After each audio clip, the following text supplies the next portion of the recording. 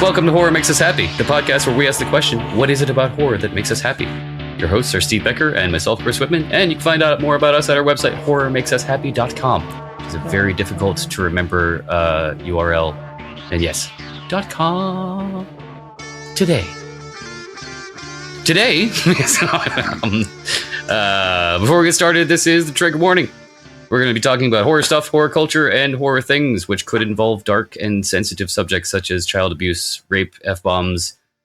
You know, it's possible. We may talk about these things. We don't always talk about these things, but it is a possibility, so we have to do the disclaimer. And with that out of the way, now you get to listen to us listen to us talk about fucked up things. Steve, what do we have coming up? Oh, lots of stuff. The discount code for my book, A Guide to the Recovery Toolbox, ended December 31st, so it no longer has a 69 in it, and I can't say nice after every time now. Nope. But it is still available on Amazon and other locations and things like that. Chris's webcomic, piecesofflesh.com.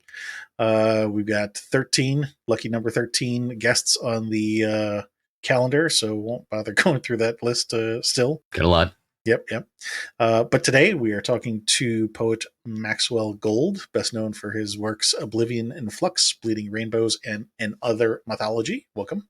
Happy to be here. Our pleasure.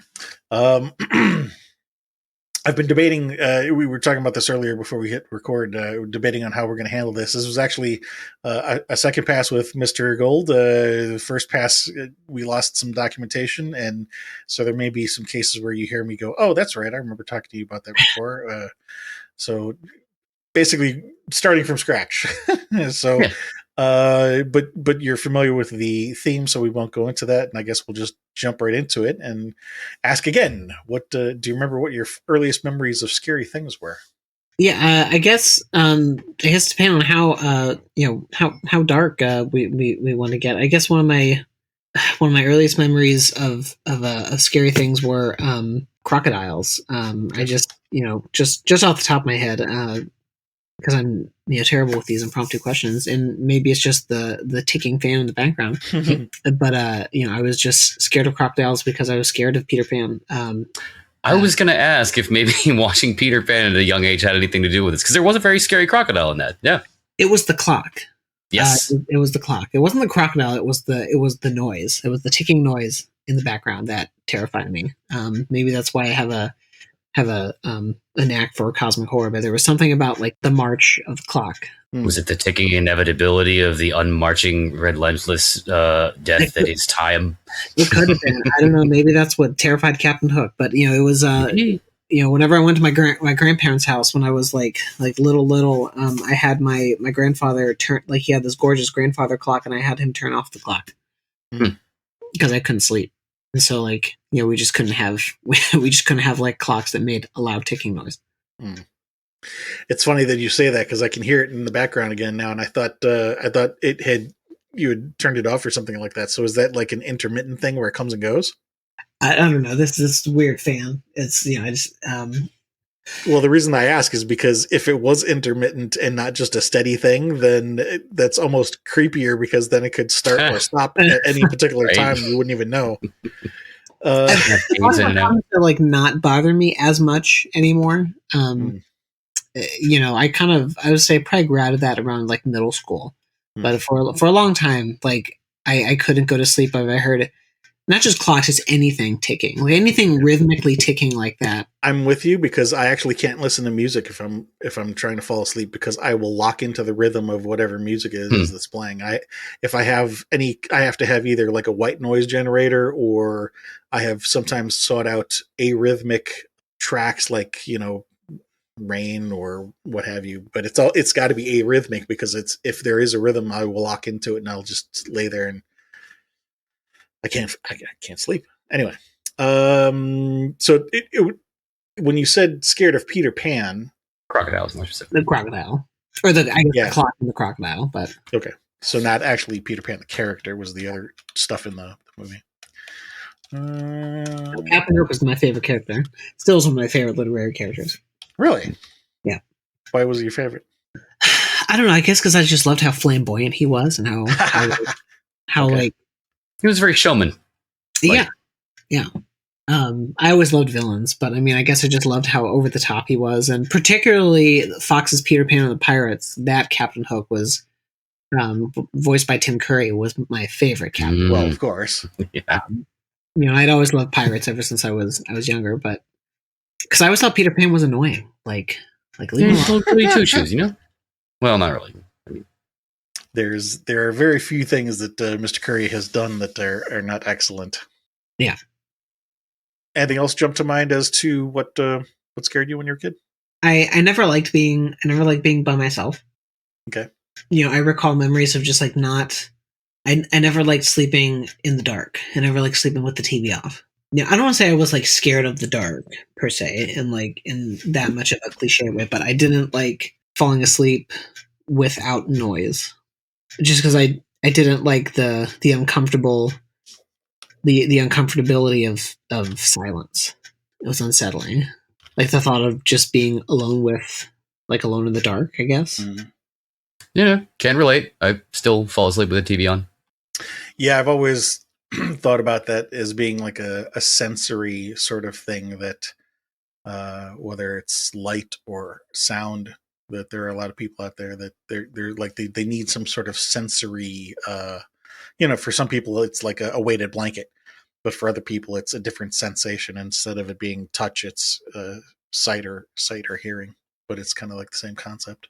Well, it's kind of changed as I've gotten older. I don't want to jump ahead, but it's kind of changed as I've gotten older because I'm diagnosed with epilepsy since I was younger. So, so like sensory overload is something that can trigger anxiety attacks, can trigger petit mal seizures.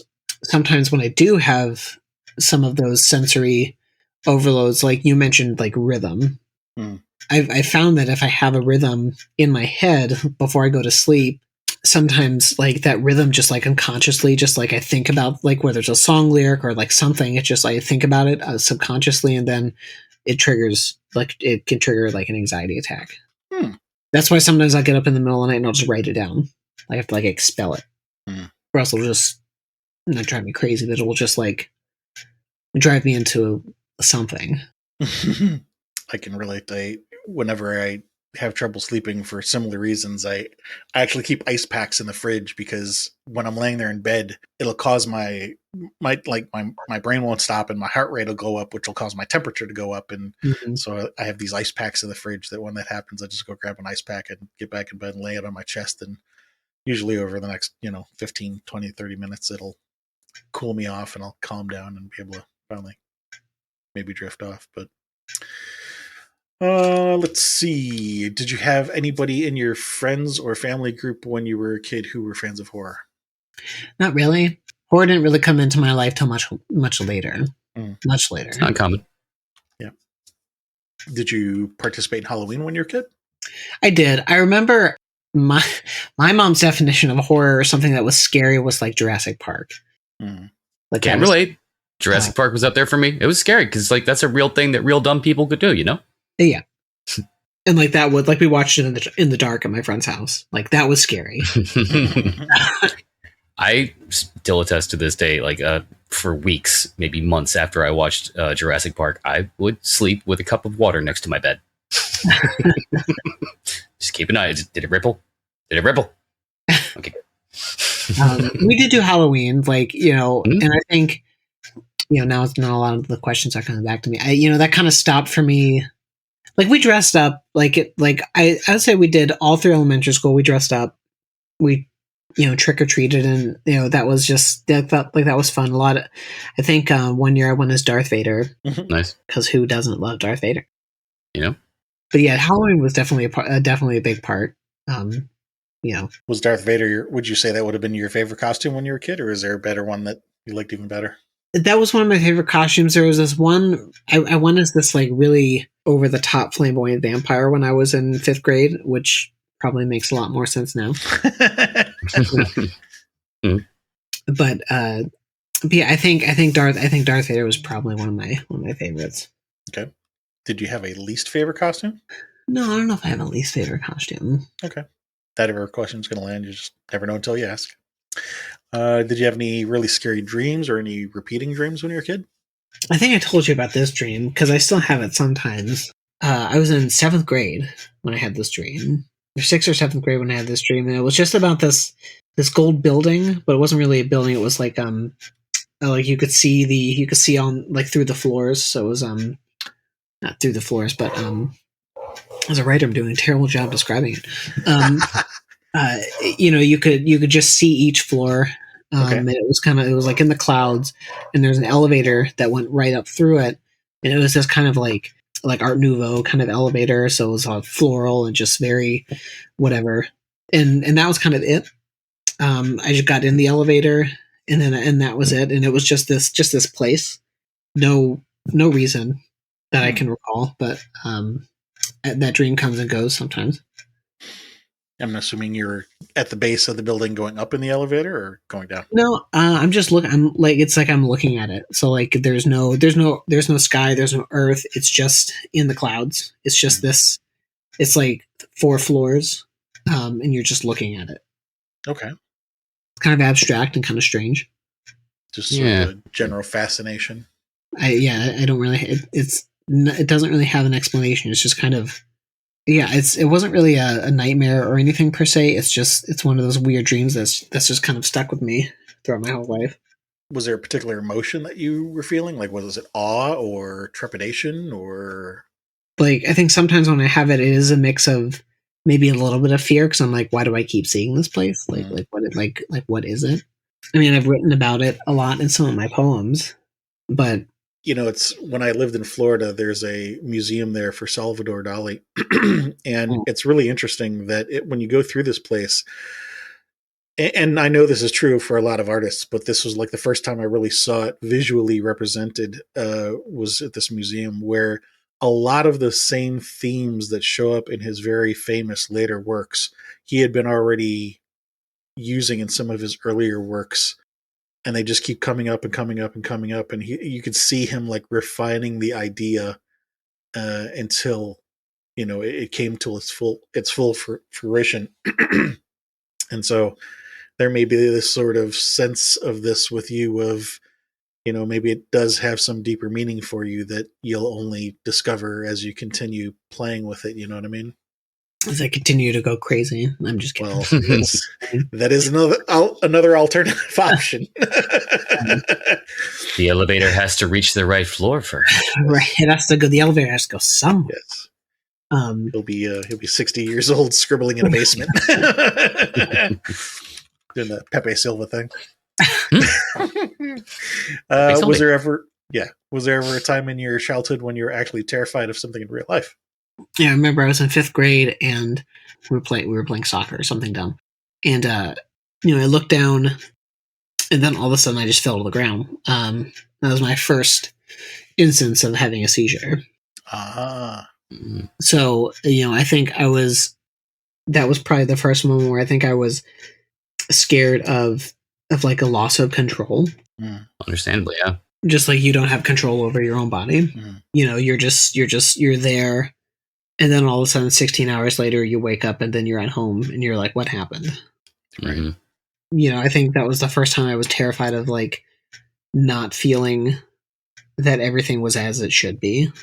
I still go through that sometimes. That's, knock on wood, thankfully it's under control. Ironically. The lack of control is under control. Yes. Well, that is the goal, right? I think he meant the seizures, but kind of both.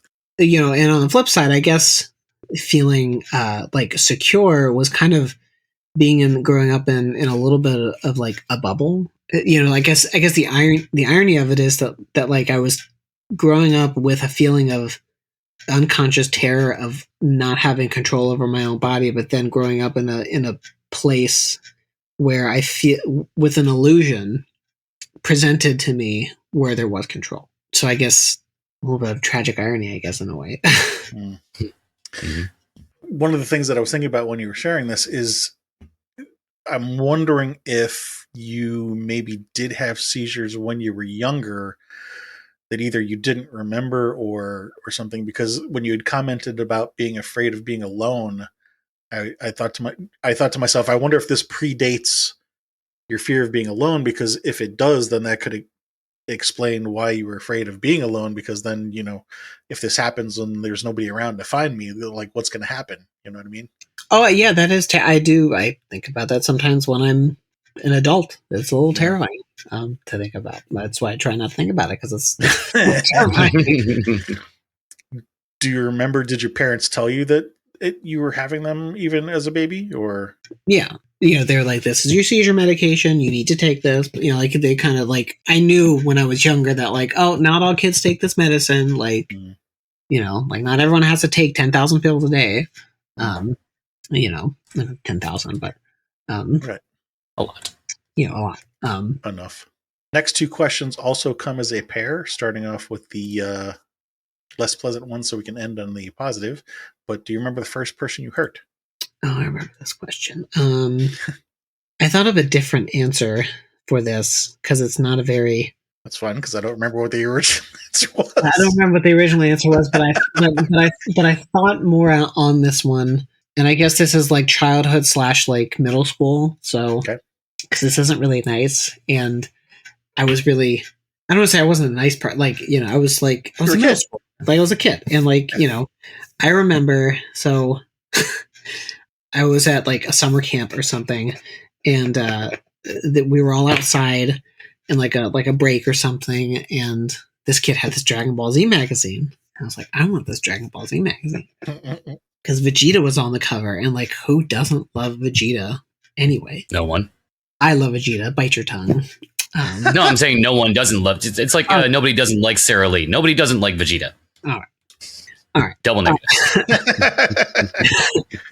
But we were just, I think we were playing cards or something like that. And then I put another card under my sleeve or something. I'm like, oh, look, I won. I got the magazine or something. And then I went back inside with the magazine or something. And then all of a sudden, like he started breathing heavily and I didn't, I'm like, okay, he's getting worked up over a magazine. So he's getting worked up and then we all go back inside and then we look out the window. And then there's an ambulance, and someone comes inside, and they're like, "Oh, so-and-so hyperventilated because he was getting upset about some magazine." And I'm like, "Oh my god, who could have done such a thing?" Oh my, yeah, that's a bit much to deal with at a young age. That's no one like me and my friend were kind of like giggled about it later, but at the moment we were just like, "Oh my god, it was just a magazine."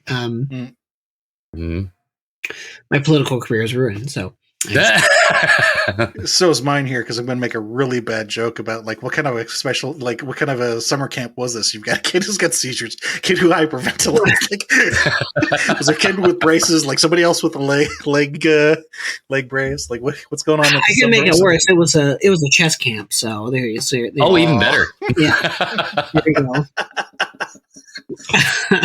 Just get really serious about chess. I can see how one of them would be serious about a Vegeta magazine. Yeah. Okay, flipping that question around. Do you remember the first person you helped? I'm thinking about my. It makes me think about my at the time best friend. We actually wrote stories together. So I helped him like write stories. Mm-hmm. It was actually where my love for storytelling and writing kind of started. Like we called it The Game, is what we just called it. And so we created these like really silly, like these really silly characters, and we played them out and we wrote their backstory. We created worlds, and then we would pick up the game on recess every day for probably since like from 4th grade to 5th grade. We would pick up the we would play it, and then it's almost like you had a long-standing, ongoing D&D campaign. Essentially, like we would literally remember. We'd be like, "Oh no, that happened like 10 years ago in the story." Like we need to carry on where like where we are now. We're like, "Oh, that character died." Like we need to It was a whole thing, and I had this like yellow file folder that I actually wrote on notebook paper, like all of the characters, their abilities, like what they wore, and I actually still have some of it squirreled away somewhere. Nice. I think one of the things that I've noticed about people in general is that I think it's very common for people to get fascinated by, for lack of a better word, networks. And for different people, that plays out in different ways. And there are also often gender stereotypes in this regard. For example, it's very common for boys to be encouraged to get into sports, and then you'll keep track of what players played on what teams, and what the scores were and what their percentages were and their stats and stuff like that. But for girls, it's more socially acceptable for them to get into the networks of friend relationships and who's dating who and who's talking to who and who said what and that kind of thing. But it can also play out in a number of different ways, like being into music and knowing what artists played what songs and covered this song and who's on what label. And it sounds like that's kind of like similar, maybe what you were doing here with these different stories and keeping track of multiple characters and how they all interacted and things like that. You know what I'm saying? Yeah, I guess regardless of the heteronormative stereotype part of it, but Right. Yeah, I was just giving that as one example, but there's all kinds of different examples. Yeah, I was always like a heavy reader, even at that age. Like, even if there were books I didn't necessarily understand, I was still reading them. Like, I was still trying to read books that were well above my reading level in elementary school. I was still trying. I had this little gel pen. I don't think I've told anybody that whole thing about the game. I don't think I've actually told that in like an interview before. So well, thank you. Yes, honored. I think that was one of the first times that I actually tried to, like, the first experiments of not writing, but like actually trying to act out the stories in my head, I guess. Mm-hmm. Yeah, I can totally relate to this. That's especially right down to the gel pen. That's exactly what I'm doing right now, as I commented earlier, and storyboarding out a thing and just like remembering points in the story. Like, oh, does this contrast with this? Does this gel with this part of the thing in the character development? Yeah, it was just world building in elementary school, basically. World building, there it is. Yeah. So moving into teenage years then, do you remember maybe certain things may have jumped out to you as being particularly scary or influential in the horror genre in your teens? Probably the horror genre is not going to come into my life until like college or like probably 2016, to be completely honest. Like, seriously, until that point. Okay. Nothing particular about the horror genre in like my teen years. A lot of it was really heavy into fantasy and mythology and folklore, and I didn't really. I think I read the first 3 Harry Potter books, but I was still reading Lord of the Rings over Harry Potter. Nice. But yeah, nothing in particular. I mean, I read Edgar Allan Poe. I mean, so yes. I mean, but like that's macabre. Yeah.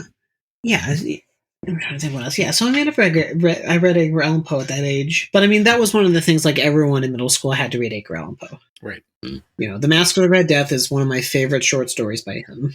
What'd you like about it?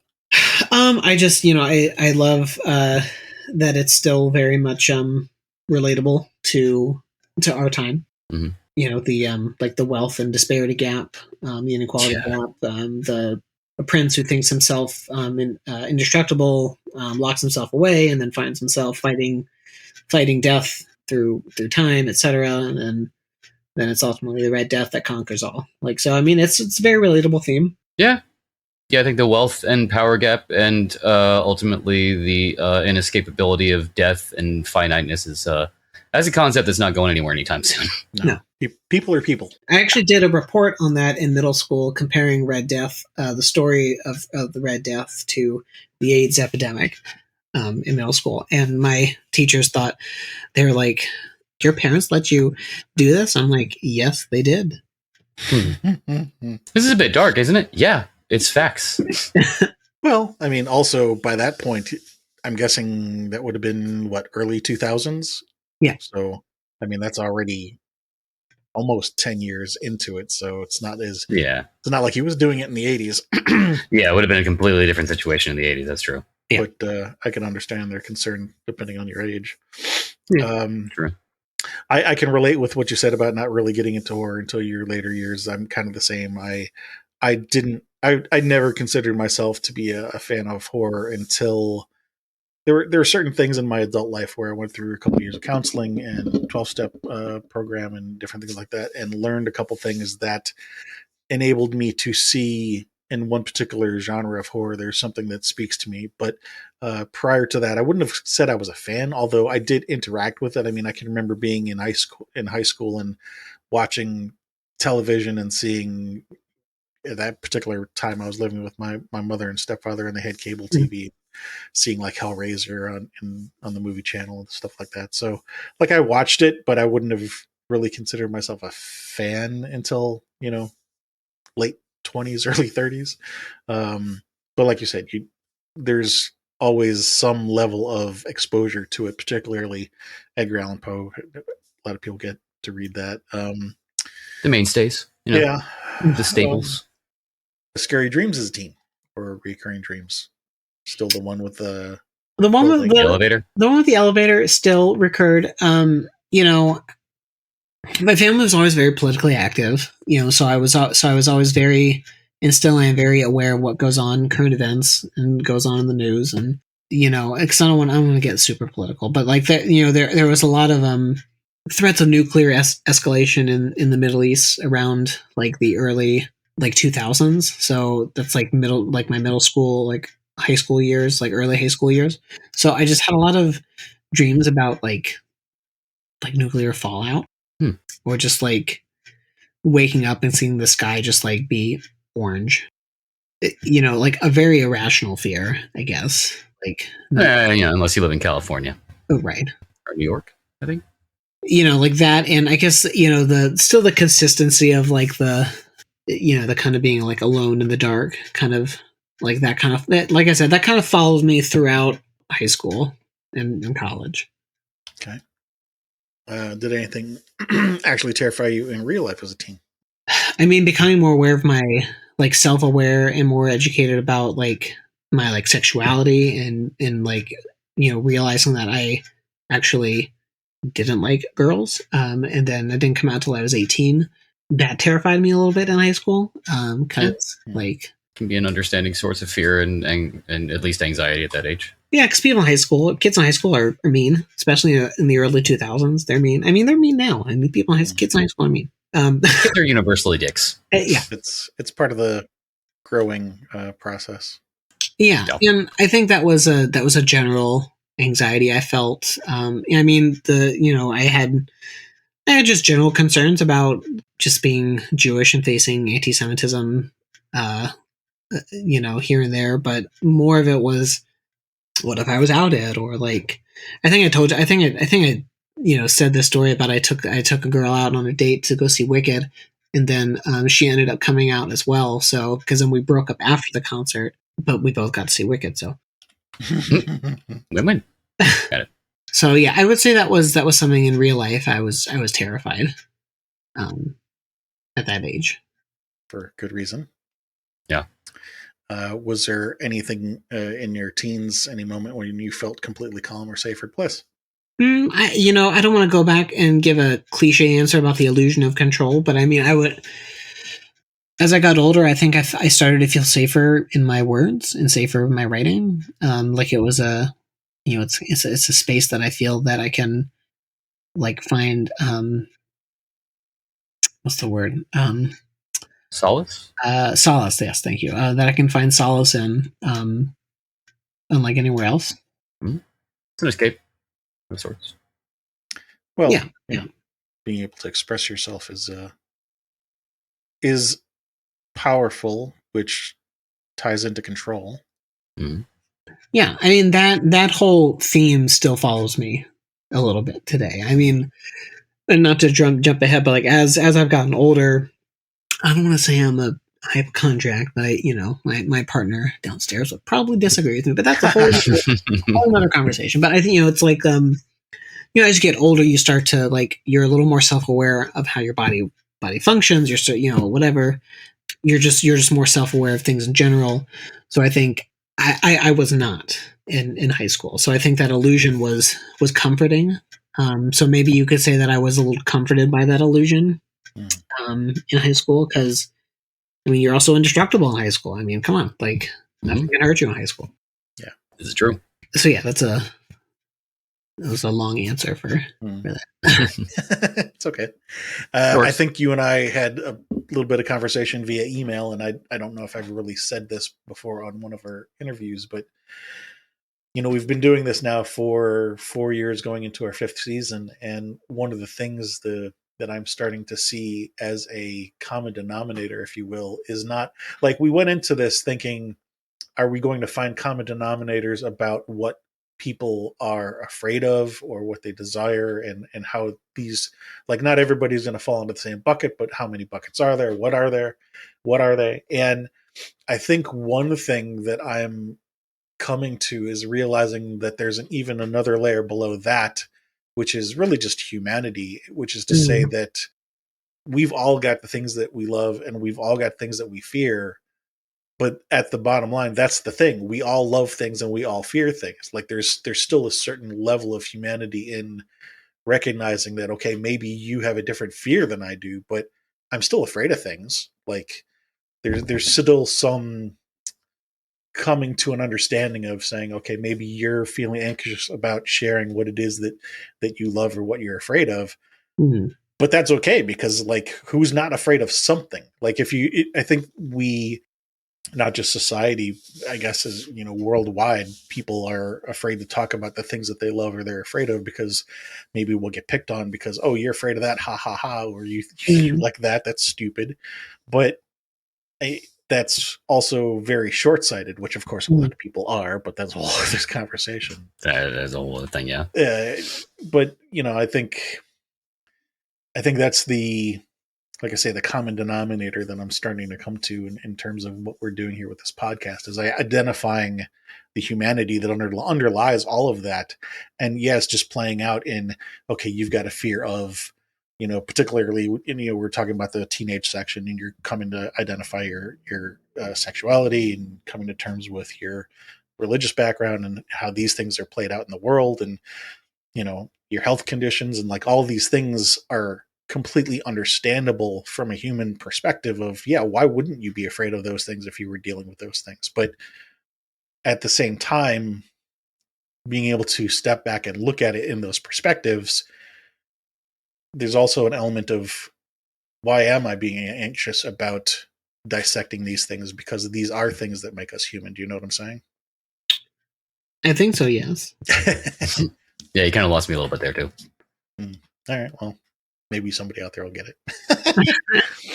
I mean, one thing I possibly took away from that. Go ahead. I was just going to say, one thing I didn't possibly took away from that was, you mentioned that it's a subject that comes up often, is just social acceptance in the teenage years. It is a source of anxiety and or dread. Yeah, regardless of what coloring you put on that in terms of, what it's like from one person to another. Yeah, it's not necessarily about playing like oppression Olympics, that like one is better than one is worse than the other. It's, from my perspective, for at least at that point in my life, it was just about trying to come to terms with who I am or who I was and where I thought I fit into everything. I didn't really feel I was part of the LGBT community in high school. For it wasn't really a thing back then yet, was it? I mean, not a name anyway. I just said it wasn't really a thing back then, was it? Yeah. Oh yeah. Oh yeah. Yeah. I'm not that old. Well, okay. I think what he was getting at is it was not as, how can I say this? It was an organized movement when I was still in high school. Yeah, it's been the LGBT civil rights movement has been going on since Stonewall in 1969. So right. Okay. Well, yes. I think what I was trying to get at is, at least in my experience, it wasn't as, how can I say this? The high school part of it, like, that was well known that those communities existed once you got to be an adult, but it was very rare for there to be like an LGBTQ club in high school at that time. Yeah. Yes. I think we had something. The resources were available. The resources were available, and they were readily available in the area where I grew up. But the stigma has lessened. Yeah, for me it was more or less about just trying to, it was just trying to figure out, like, am I ready? Mm-hmm. Yeah, I mean, because people were still kids were still getting bullied. Like resources were there, but kids were still getting bullied. So it was trying to figure out, like, I don't know if this is, and I don't, and regardless, it was, it's like you need to come out when you're ready, and I wasn't ready. Right. At that time, I actually came out in college to my fraternity brothers, which is a whole nother story. Everyone's very surprised when I tell them I was in a fraternity, which actually was very fun.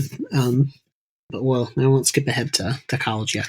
Well, actually, we were kind of wrapping up the teenage section, so we're going to go into that. Anyway. I mean, do you want to talk about that now, or?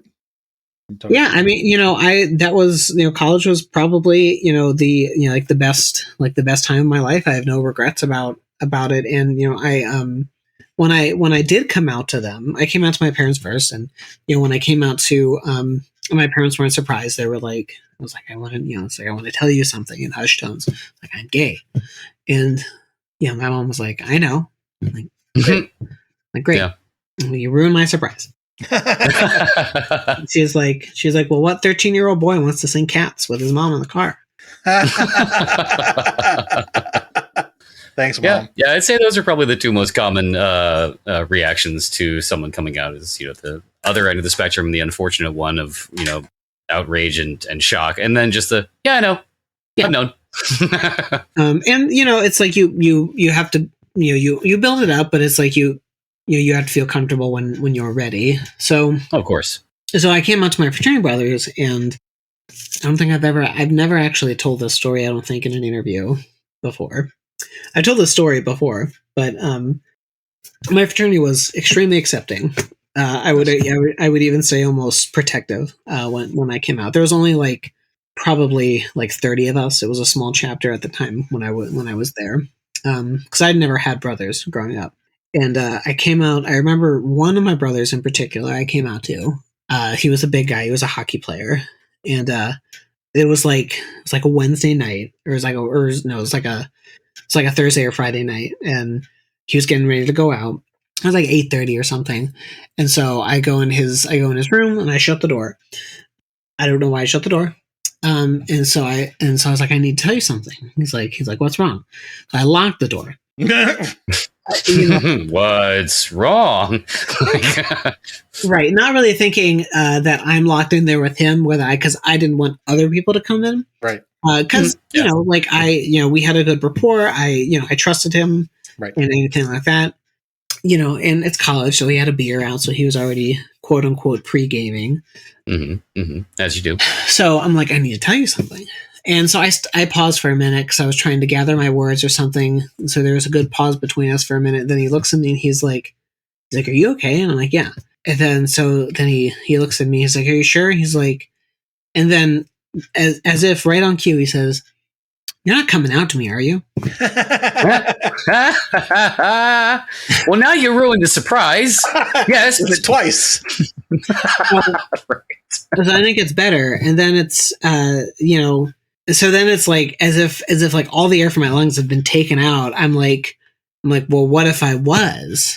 Mm-hmm. And then he takes his hockey stick. Oh no! And then he laughs and he's like, I take my homo beat stick and I'll beat you with it. Oh no! This is 2008. Uh-huh. And so I was like in that moment, I was like, I was torn between like running out the door or like. Uh-huh. Or crying or laughing. That he was joking, yeah. And like either you're joking or this is going to take a really dark turn, buddy. Right. And so then I'm like, well, I am. And so then he paused, and it was almost like it lasted for like an hour. And then he drops the stick immediately, and he's like, oh my God, I'm so sorry. I promise. I really wasn't going to beat you. I promise. Oh. So that was the reaction of everybody, like when I told them, essentially. But that's the story I like to tell because it's both terrifying and funny at the same time. It's a good story. It's terrifying. It's funny, and it's a little touching at times. Like the reassurance afterwards, like, oh my God, I am so sorry. Yeah. And that was the story like that I told everyone in the house that day, and they just then they just gave him crap the rest of the day. Nice. I got to give somebody crap, so it got to be him Right? instead of you. Well, good that they were accepting, and as you said, even in some cases, maybe protective. Let's see. What other stuff do you want to talk about in adult years? You know, when we did talk before, both for I think teenage years and adult years, I do remember we were talking about certain authors that whose work you were interested in. Did that maybe come more in the college years, or? I mean, yeah, in college, my realm of because my bachelor's is in philosophy, so I mean, I definitely started just reading a lot more. I still really didn't get like into horror until like 2015, 2016. You know, I wasn't reading as much fiction as I wanted to in college. I was reading, I was reading Blake, like Blake, Foucault, Rousseau, like a lot of like Theodore Adorno, Horkheimer, like a lot of it was philosophy that I was reading it. But yeah, I did read a little bit of Lovecraft in high school, just like a little bit, like a little taste, and I was like, oh, this is interesting. Mm-hmm. But honestly, like it wasn't until I started working on a musical about H.P. Lovecraft that I got into. Mm-hmm. That sounds. Has anyone done a musical about H.P. Lovecraft? Aside from that, No, not yet. That needs to happen. Then I started reading more of Lovecraft, and Lovecraft, definitely pulled me in, particularly the poetry. I like his short stories. It's dense. It's very dense. Mm-hmm. I mean, Dagon is probably my favorite short story of his. Yes, I still need to read that. I've seen the movie, but haven't read the story. Oh, you should read the story. It's a very good story. I mean, arguably, it was not received well when it came out, but anyway. So, then I found Machen and Clark Ashton Smith and Robert Chambers and everyone else that followed, and then I just looked for any other weird fiction author I could at that time. Let me quickly ask, when you talked about this musical about Lovecraft, were you referring to the musical being about him as a person or about one of his pieces of work? It was about him. It was about him as a person. Really? But that's maybe something one day I'll revisit. We'll see. Because when you first brought that up, the first thing that came to mind was just I'm thinking to myself, how did they work in the cat? And I just imagine like having a cat on stage, everybody just looks at it and then ignores it. Wait, did H.P. Lovecraft have a thing with his cat? Like, oh, dude, is his cat an asshole? No, I mean, all cats are assholes, but was his particularly Lovecraft asshole? was a racist. Oh, yeah, there is that aspect. Yeah. Yes, So he was terribly racist. Yes, so that was the joke. Is just everybody looks at it and then doesn't talk about it. Because oh, that's right. His cat had a different. No. Anyway, moving on. Yes, exactly. Dagon. What'd you like about Dagon? I loved like the descriptions, the description of the landscape, or basically that he's just on this this black pustule island, this big swampy island in the middle of the ocean that's basically Dagon. And that he doesn't realize it until the end when he is finally off of it, and then then it's just swallowed up by the sea, and he goes nuts. I actually wrote homage to that story that was reprinted in Space and Time magazine, called Gulaplast. Like just kind of like a modern take on Dagon, but except it's like this giant trash sludge monster that lives at the bottom of the Mariana Trench. Oh.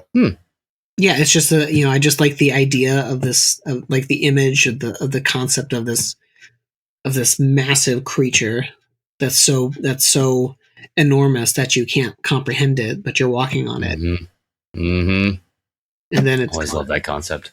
I thought you were going for the trash. I can't think of the right term that they use, but the thing in the Pacific Ocean with all the trash in it. Yeah, that's Garbage Island. Yeah, that's because. So in my story, that's because of Gulaplast. So like the idea of the garbage patch is basically the waste and the refuse. So it's actually coming off of him. Yeah, got it. I like it. Yeah, like Gulaplast is like the center of the earth. Is like this mass of like sludge. See, humans, you're not the cause of the problem. It's this. Yeah, Oblex there you go. monster. Transference. It's good. We're not. It's not our fault. Yeah. Cow farts. I told you that was a crock of shit. Let's see. Machen. You brought him up. Anything in particular jump out to you there? The atmosphere in his stories, his sense of atmosphere. I do love his prose. I haven't read Machen probably in a few months, so there's nothing that's fresh in my mind. But yeah, also like Robert E. Howard, like Robert Bloch. Well, hang on, because I don't want to just like list off names. The important thing is like your emotional response to these things. Like, so atmosphere in your case were Machen. Well, if we're talking about like emotional response, like The King in Yellow by Robert Chambers, like that one has like I get when I read The Repair of Reputations, that one definitely affects me every time, just because I think Robert Chambers did an excellent job. I don't want to say forecasting the future, because I don't think he really did that.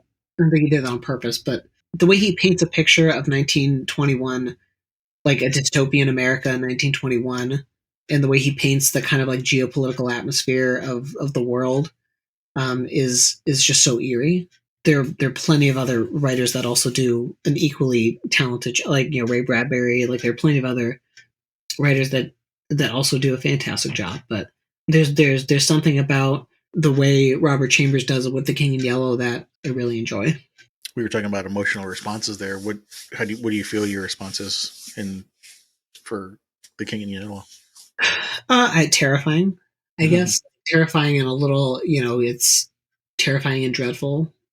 What terrifies you, or what do you think is dreadful in the story? The way the main character in Repair of Reputations just goes absolutely insane, thinking that he kills his brother to take all the power, but really he's gone mad by the end of the story.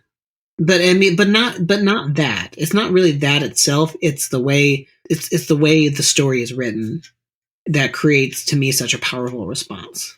Because I mean, the concept itself now is novel now. It's that, but it's also because of Chambers, that concept is very novel. Like the idea that you look at an object and you touch the object, or you read the play and then you go nuts.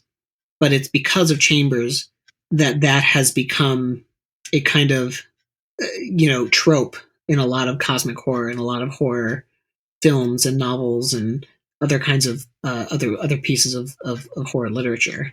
He set that bar. If you haven't read it, I really highly suggest that you read The King in Yellow. 'Tis on my list. I would call it recommended reading for anyone in the horror genre or interested in the horror genre. I would also consider it one of the greatest pieces of American literature. So, we'll talk about that. Very timely. Very. Yeah, I haven't read the actual work myself, but I have read a couple synopses of it, and it is very interesting for the very reasons that you mentioned. It's, as you say, it's touches on a lot of these ideas for the first time, and there are things that have touched the world in a lot of ways since then. It's what I'm looking for. Yeah, I would also recommend, if you're interested in what influenced that, I would recommend reading. Oh God, what is it? It's a short story by Ambrose Bierce called. I have to look it up because I want to get the title right. It's not Beyond the Wall. Fudge, this is going to bother me. We could probably Google it and figure out what the reference was to King in Yellow. Based off of that. So, The King in Yellow was inspired by a short story by Ambrose Bierce, where basically the narrator, Carcosa, the city of Carcosa that Robert Chambers references in King in Yellow, was inspired by a short story from Ambrose Bierce, where the narrator is looking at this city called Carcosa and looking at a grave of a soldier. And then basically by the end of the story, you realize that the narrator is the dead soldier the whole time, which is a common theme in a lot of Ambrose Bierce's stories, like incident at Owl Creek Bridge.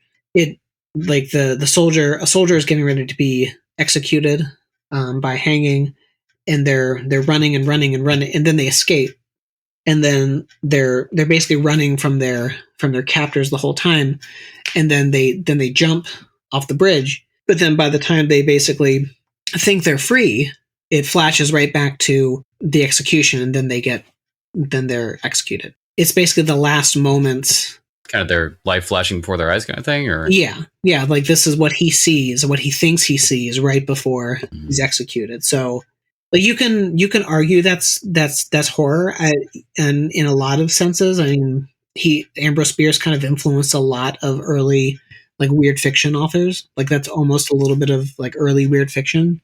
Just that idea that like you're almost there, and then right at the end, it's like, no, you're dead.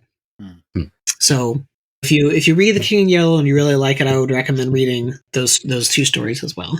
I did look it up while you were talking about it, and one was called An Inhabitant of Carcosa, and the other one was Haita the Shepherd. Yeah, Inhabitant of Carcosa, that's what it is. Wasn't Carcosa in Pirates of the Caribbean? No. Okay. Similar to the name there, but no, you're thinking Barbosa. Barbosa. Oh, yeah. Yeah, I liked Ambrose Bierce. What we did read, I read a little bit of his stuff in high school. I particularly enjoyed his what they call it, the Devil's Dictionary. Yeah, the Devil's Dictionary. Mm-hmm. Chris, have you ever read any of that stuff? Nope. You would love it. The Devil's Dictionary was, he did like a column in the newspaper, and he would publish these a couple words every so often with funny definitions, like the only one I can remember off the top of my head was an abstainer is someone who denies themselves the pleasure of whatever it is that, that they're abstaining from, but he would basically come up with these words and then come up with a funny but twisted definition of them. Okay. Like a early version of Urban Dictionary.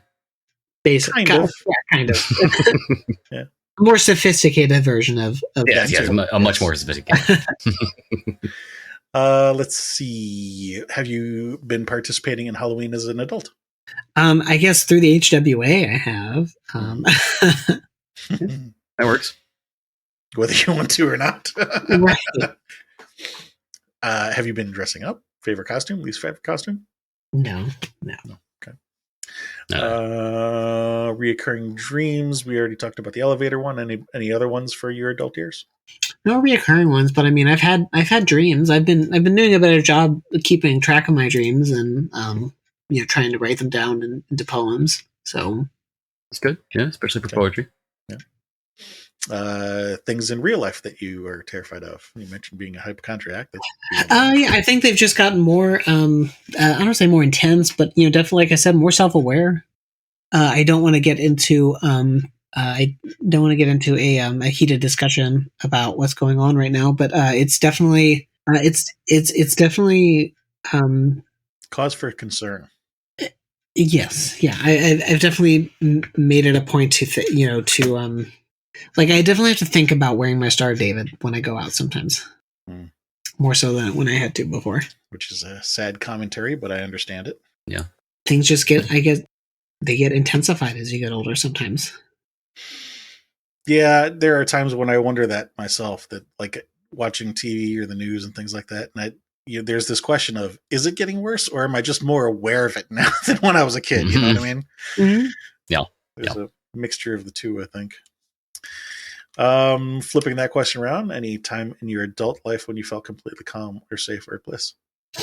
I think I'm definitely more at a sense of calm when I'm writing, much more than when I was younger. Because I don't know, I just feel, it's that whole illusion of control. It's that whole illusion of like, I feel like everything's okay, even if it's not. In a sense it is. I mean, you're getting to be in control of what you're writing. The world you're building. Yeah, that and when I'm with my partner, I feel like everything's okay. Of course. Do you remember the last person you hurt? I don't think I've made anyone hyperventilate recently. That's good. Put it on your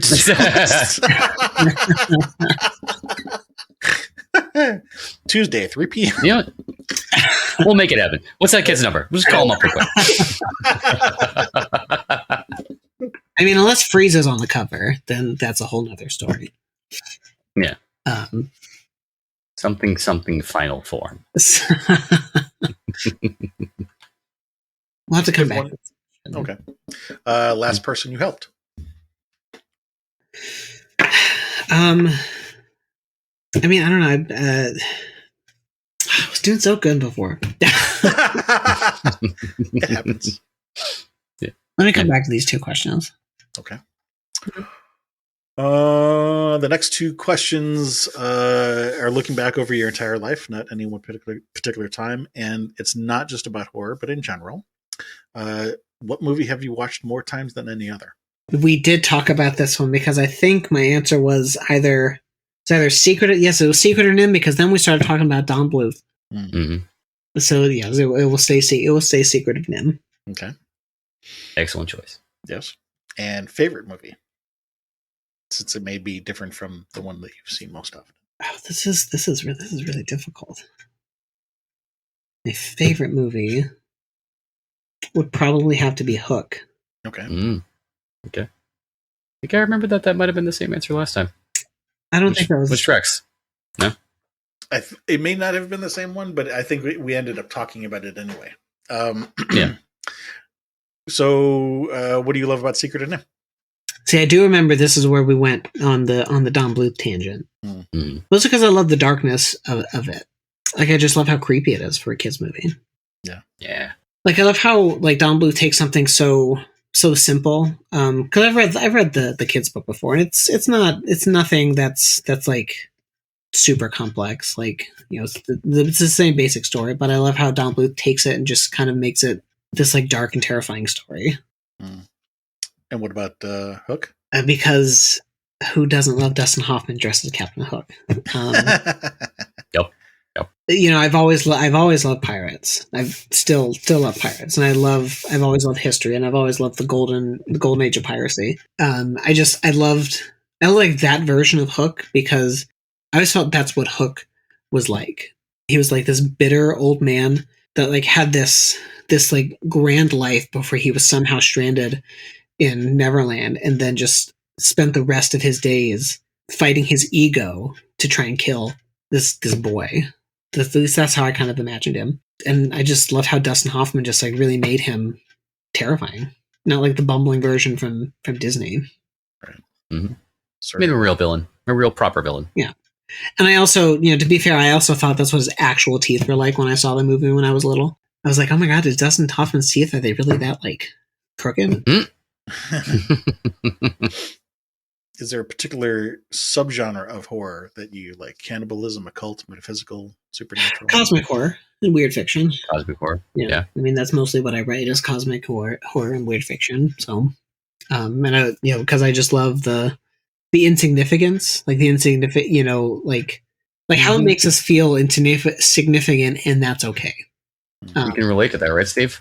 Isn't that what you listed as one of your favorite genres for exactly that reason? And it's also kind of comforting, if I recall correctly, that the insignificance of it. So for me, part of my journey through counseling and recovery and 12-step stuff was that my family of origin, I was minimized quite a lot. And without going into that too much, part of my recovery was then learning to find my own voice and stand up for myself. And speak for myself. And the thing about cosmic horror that touches me is that it doesn't matter. It's sort of defiance in a way, in that, you know, it doesn't matter how big this thing is, you know, multi-dimensional cosmic creature that could, you know, crush me in an instant. But the understanding that no matter what happens, my atoms will always be a part of this universe kind of thing. And on one hand, you could view that as defiance, but it's not so much about the defiance as much as it is about finding my place in this universe and knowing that I have a place and I have a right to be here and to exist and all that kind of stuff. So, well, that's okay, and that's right. Not, you know, like that's the kind of like I would say the older definition of cosmic horror, and the kind of like the old guard view of cosmic horror is that like humans mean nothing. We spin on a rock, and we're on the spinning rock in the middle of nowhere, etc. And nothing matters. Now it's cosmic horror. And Cthulhu is this big squid monster that you can't say its name or you go crazy. You know, that's kind of like, those are tropes that are changing and have changed. You know, like, you can say its name, and like, you know, from a genre perspective, like, you know, it's even more terrifying to say, because like, you know, if you look at all like the, you know, Cthulhu plush dolls, Cthulhu whatever, like, it doesn't have the same effect to just say the nameless horror anymore. It's not as terrifying. Like, you can say Dagon's name, you can say Cthulhu's name, you can say whatever it is, you can call it by its name, and it can still be terrifying. It can still be an interdimensional monster and still be terrifying.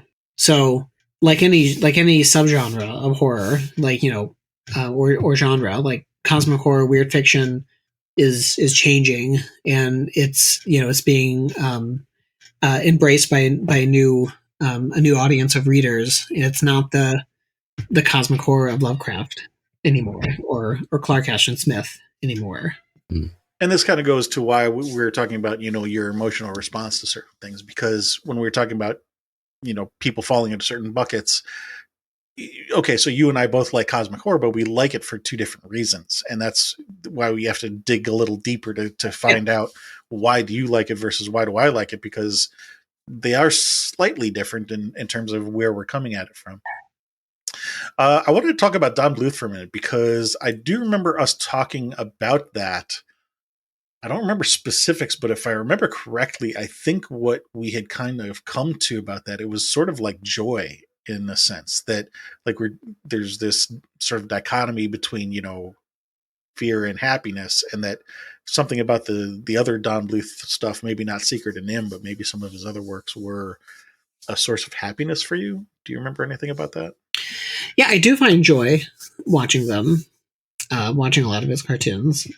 You know, like, I do think a lot of them are still dark. They do have a little bit of a dark tinge to them. So maybe, like, they're not, I don't know.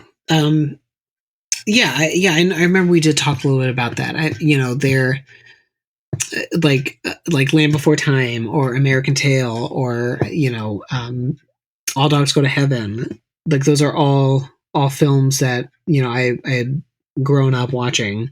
Mm-hmm. And yeah, I guess I do have some joy when I watch them. And I still do occasionally watch them. I think that's part of it, is especially when you still do occasionally watch them. There's just there's a little bit of inherent nostalgia mixed in with Don Bluth animations now.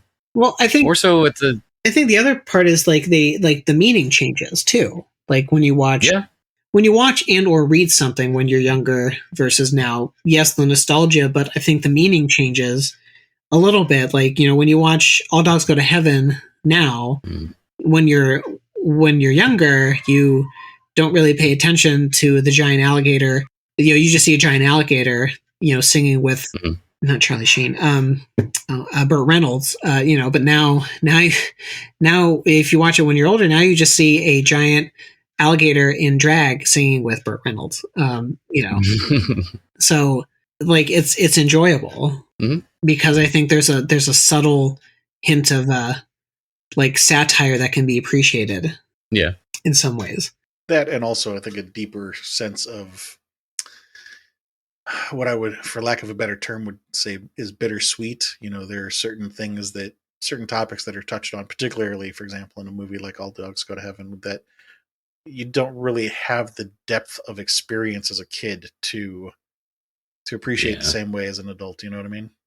Yeah, you know, like, we talk about being more self-aware as you get older, and how it can be a little terrifying to be, a little more self-aware of just in general, like, you know, when I mentioned epilepsy or anything like that.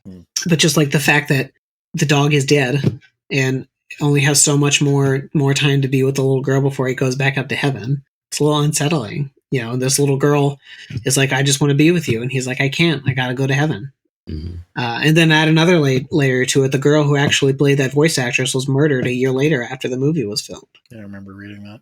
But, you know, and I wouldn't say that, like, I really like Don Bluth for other reasons apart from his animation. I just think, you know, I think you could argue this for other films, but I think Don Bluth in particular I think the darkness in his films has matured better than other animated films.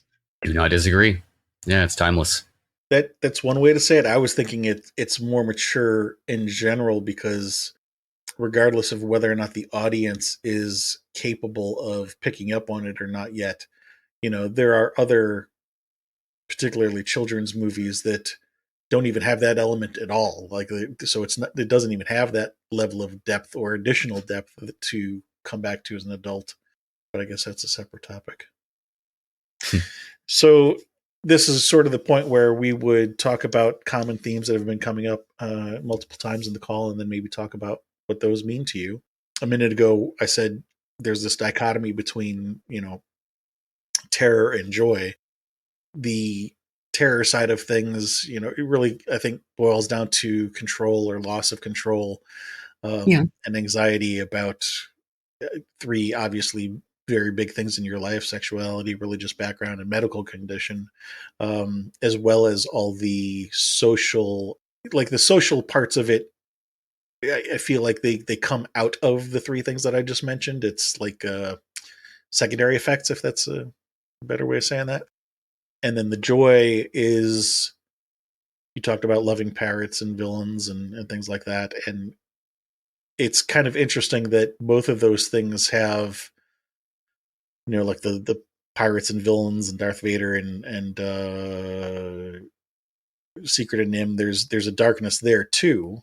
And I'm wondering if, kind of like yin and yang, I'm wondering if there is some light in the dark part of the things that you're being afraid of, darkness, terror, madness, things like that. And I'm guessing, maybe putting words in your mouth, and you can correct me if I'm wrong, but I'm guessing it's kind of what you said earlier, that there is some sense of control in, as an author, being able to then dictate how those stories play out, if that makes sense. Or do you think there's something else there?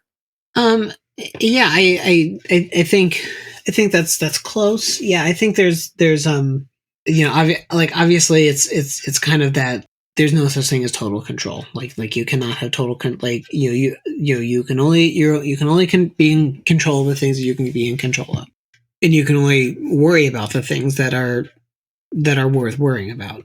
And I think as a writer and as a person, I think it's been probably healthier for me to have writing as an outlet to mitigate a lot of that anxiety that might have otherwise not have had an outlet to flow from.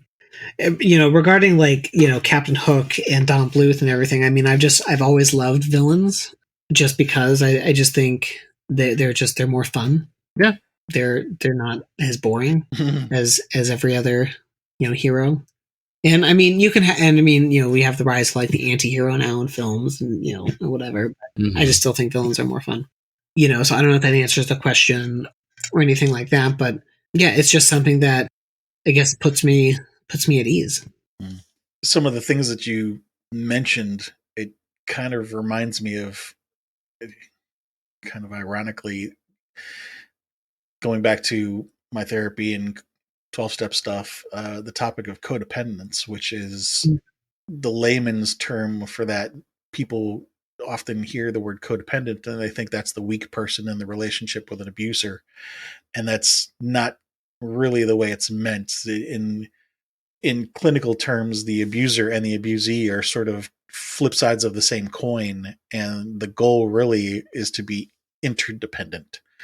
And being someone who's overly clingy or overly independent, neither of those things can be healthy, because if you're always pushing away or always clinging, you can't apply the same tool in every situation. It's just not going to work. So there has to be a healthy medium point where you're interdependent. You're holding on when it's appropriate to hold on, letting go when it's appropriate to let go, trusting when it's appropriate to trust, and relying on yourself when it's appropriate to do so. And a lot of the work that goes into working on these kinds of things has to do with identifying what can I control and what can't I control, and when it is appropriate for me to try to do so. and then learning to have a healthier relationship with those things that we cannot control. Mm-hmm. It's like the Serenity Prayer. Yes, actually, that's a big part of it. Yeah. And so it's interesting that it seemingly in some regard maybe coming to some of those same maybe healing elements just via a different avenue, if that makes sense. Yeah, I guess I wouldn't, and I'm not trying to belittle anything like, of what you're saying. I think I'm just trying to Make sense of it all. lower my stress. Yeah. Sometimes I just worry about stuff that I shouldn't have to worry about. Yeah. Letting go. Can't relate. And on the topic of villains being more fun, I think that's because they cross boundaries, which is titillating. Yep. Mm.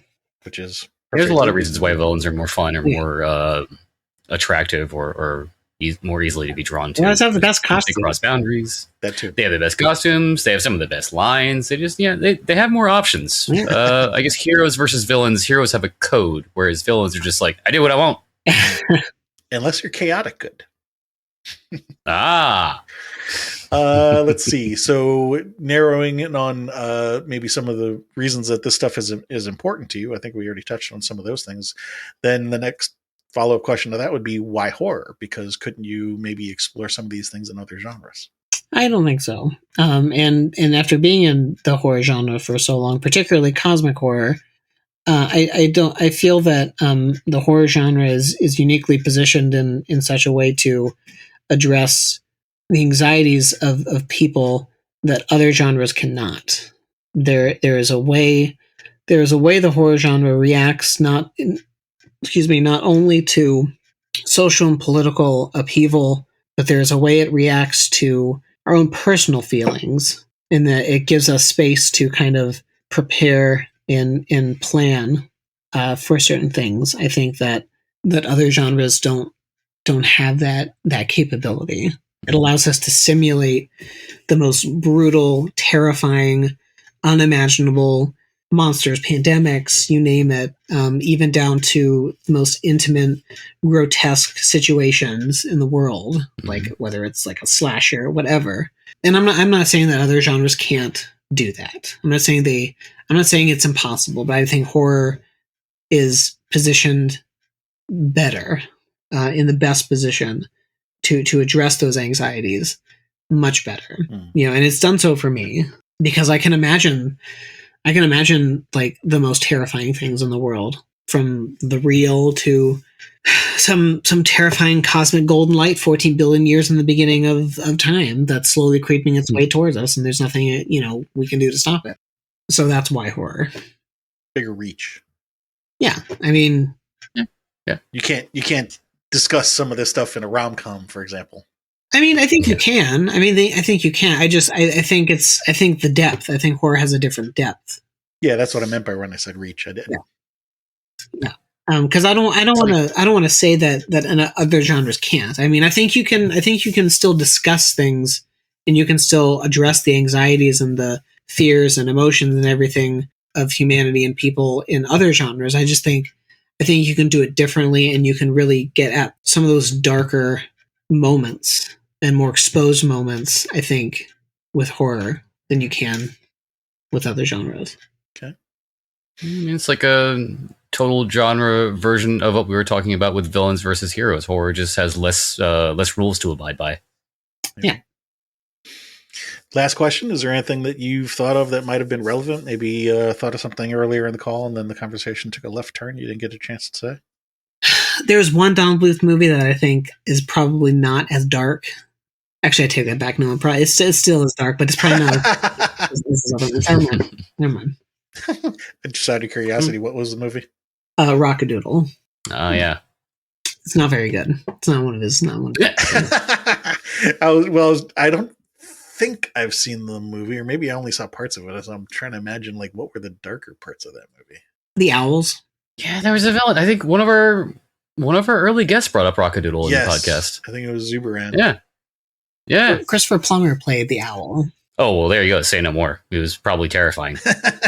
Yeah, it's It's the eyes. It's all the eyes in his movies that make them terrifying. It's like just it's that subtle animation of like the little lines around the eyes. Mm-hmm. Or like sometimes someone will turn and he'll just have like a sharp glint on their eye. He's really good at that. Also reminds me now of with the owl from Secret Nim. Yeah. Mm-hmm. Yeah, that he did the same thing with that owl too. Yeah, there was every time he would turn his head, you would see the eyes. Yeah, that owl was terrifying. Yes, and the glowing eyes. Also, oh god, was it not Jenner? Was it Jenner? Well, there were a few moments, but like I think when he was going at Mrs. Brisby, like his eyes just like glowed, just like exploded, and there's like those little just the little beady eyes, and it's because like it's like you see they have no soul. It's just the way it's illustrated in animated film is just really unsettling. I still think my favorite part of that movie though is what the hell is his name? Jeremy, the sparkly. Jeremy? Yes. My favorite part of the sparkly.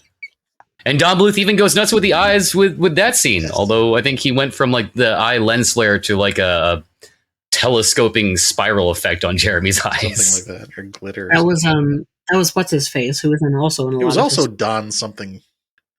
Dom DeLuise? Yes, wasn't it? Yeah. Dom. That's right, not Don. Dom. Captain America, or not Captain America.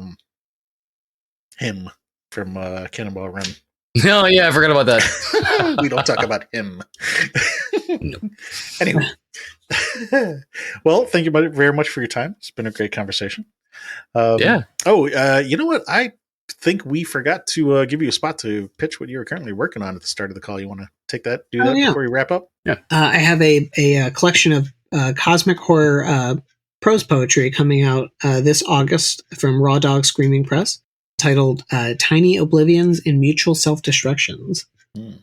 So that is a follow-up to my first poetry collection, Oblivion and Flux. So yeah, that is scheduled to come out August 2024. So this year. Kind of funny having just recently talked about codependence and hearing that title again. Mutual self-destructions. Yeah, so there's so it's it works. It all works out. So yeah. Well, again, thank you very much for your time. It's been a pleasure talking to you. And thank you to anybody out there listening. Please do come visit us at horrormakesushappy.com. I got a list of people there we're interested in talking to. If you can help us get in touch with any of them, let us know. If you'd like to have somebody added to the list, let us know. You can support us on Patreon or buy us coffee, buy merch, all kinds of different stuff there. We'll also create a bio page for Maxwell and link to whatever he wants us to link to there. So if you want to get in touch with him, you can go there to find out how to do that as well. And if nothing else, tell a friend.